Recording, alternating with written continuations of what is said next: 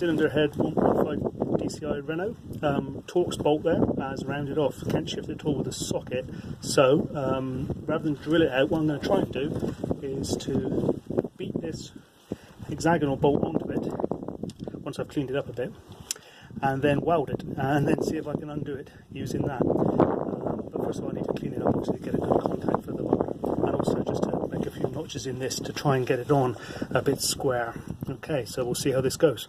Nut beaten on over the prepared bolt. I've kind of ground it all, to get a good contact for the motor. The only thing I've got a problem with now, as you can see, is it's quite close to that flange, but I think there's just going to be enough room for the socket, or we might have to just trim that tiny little bit.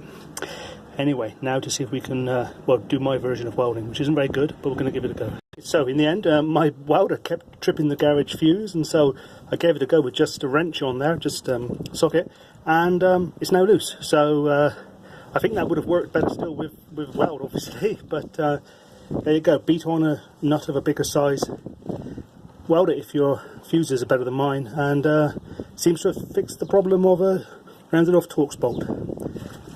We'll see how it goes from here. There it is, outside of the car. Done the trick.